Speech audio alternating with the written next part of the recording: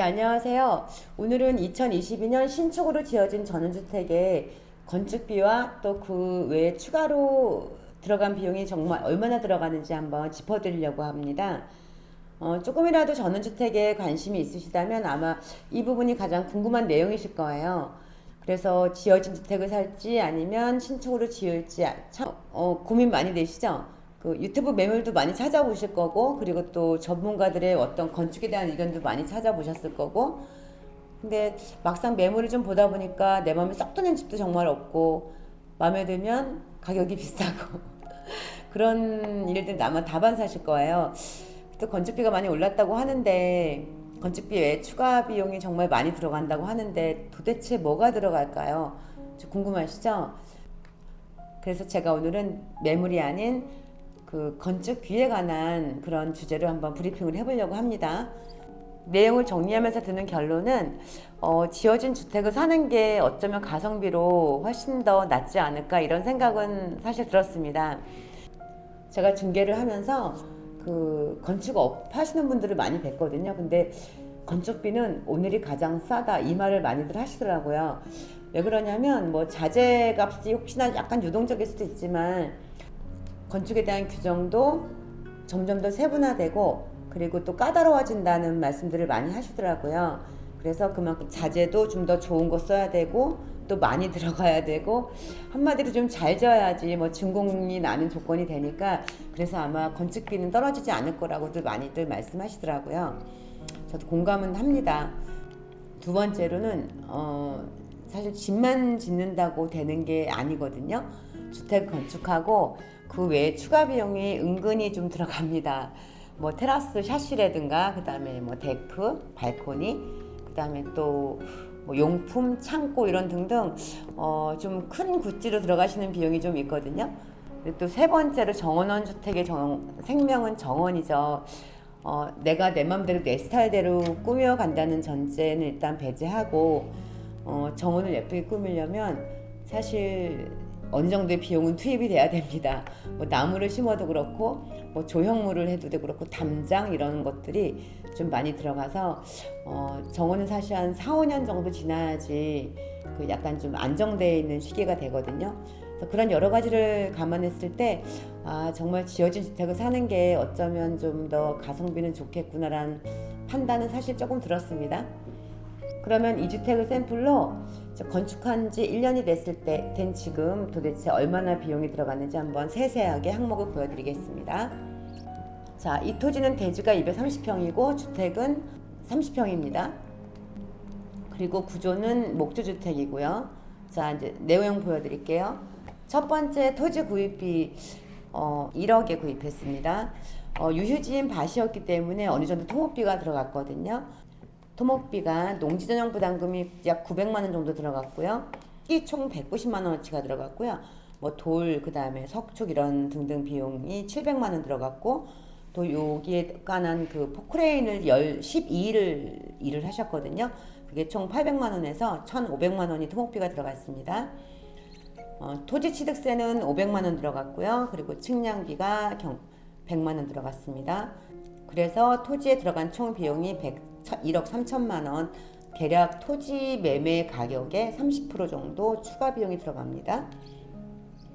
그리고 이제 토지를 구입하고 이제 건물을 지어야 되죠. 그래서 건물을 짓기 위해서 토목 인허가비랑 건축 설계비가 총 800 정도 들어갔습니다. 800만 원 들어갔고요. 그리고 건축 시공비는 30평 기준으로 해서 2억 들어갔습니다. 지하수 관정 900만 원 들어갔고요. 상수도가 들어오는 게 또 굉장히 돈을 절감하기도 하고 또 물에 대한 안심이 있어서 그것도 되게 이득인 것 같아요. 테라스 데코를 쭉 둘러가면서 다 했고요. 자재랑 한 3일 정도 공사를 한 것 같아요. 자재랑 뭐 주차장에 파수석까지 다 해서 또 포크레인도 들어갔고 해서 1,200만 원 들어갔고요. 그 다음에 창고와 방갈로 시공이 800만 원, 그리고 정원 잔디하고 조경석, 벽돌 공사 및 울타리 시공이 총 1,200만 원 들어갔습니다. 또 정원에 나무나 연산홍 등 그 석축이 좀 많아서 연산홍을 좀 많이 심었는데 그 연산홍이랑 각종 뭐 수국, 화초 이런 그 수십 번에 걸쳐서 사들인 게 총 한 700만 원 정도 들어가더라고요. 그리고 또 추가로 정원에 뭐 소품을 좀 사드린 게 있거든요. 소품들이랑 뭐 이렇게 쏠쏠치 않게 많이 들어갑니다. 그게 총 계산해 보니까 500 정도 들어갔더라고요. 그리고 이제 건축을 다 하고 주택의 취득세가 350만 원, 그 다음에 대지로 지목 변경을 해야 되거든요. 그게 한 100만 원 들어갔고요.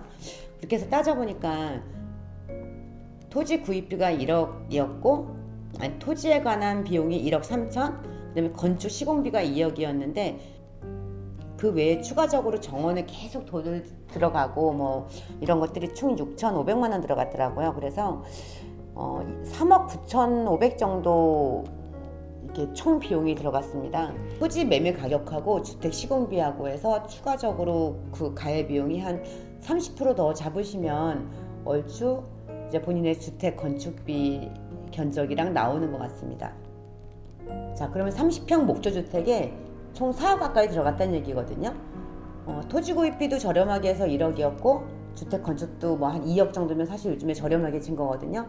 그래서 3억 정도였는데 그 외에 토지에 관한 30% 토목비랑 그 다음에 주택에 관해서 뭐 정원이랑 창고 뭐 재반 부대 비용들하고 다 해서 30%더 추가로 잡으셔야 되거든요. 더군다나 이 주택은 아주 뭐 고급진 것도 아니고 아주 베이직한 그런 모델입니다.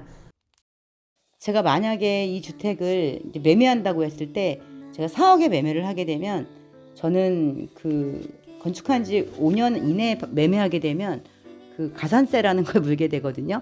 그게 5%입니다. 매매 금액에 거의. 그러니까 손해죠. 그럼 전원주택을 재테크용으로 하시는 분은 거의 없으시죠. 하지만 또 역지사지로 생각했을 때 주택을 매매하게 되면은 그래도 들어간 비용은 좀 받고 싶은 심리는 당연한 거라고 생각은 합니다. 주택 건축비가 5년 전하고 지금하고 비교해 보니까 딱 2배 나네요. 그 당시에는 아마 제가 나름 저렴하게 짓는다고 졌는데 그때 450에서 500 정도 했었거든요. 총 면적으로 했을 때. 근데 지금은 거의 한 800 정도, 한 700 정도 들어가니까 그 전원주택의 전원생활에 대해서 되게 영상들이 되게 많더라고. 저도 많이 봤는데 그 되게 뭐 단점을 되게 많이 기술한 분들도 많고 뭐 이웃과의 불화라던가 그 다음에 뭐 풀 뽑다가 시간 다 간다는 뭐 이런 여러 가지 논리들이 있는데 물론 전원 생활하게 되면 불편한 게 굉장히 많습니다. 뭐 배달 음식도 당연히 안 되고 또 풀도 또 뽑아야 되고 뭐 잔디도 깎아야 되고 그 다음에 이것저것 할 게 많은데 그런 전원 생활은 그냥 불편함을 익숙해지게 하는 그런 것 같아요. 모든 인프라나 이런 편리함을 누리려면 아파트 사시는 게 맞고요. 이런 편리함들이 굳이 필요 없다. 나는 그냥 이 자연 속에서 이렇게 맑아지는 머리와 그리고 좀 이렇게 그런 걸 느끼시고 싶으시다 그러면 전원생활 저는 적극 추천합니다. 조금 불편하더라도 이렇게 전원생활에서 또 느껴지는 그 아주 색다른 그런 또 힐링하는 그런 느낌이 굉장히 좋거든요. 그런 분들은 전원주택을 한번 생각해 보시는 것도 굉장히 추천드립니다. 영상 봐주셔서 감사드리고요. 이 영상이 도움이 되셨다면 구독과 좋아요 부탁드리겠습니다. 감사합니다.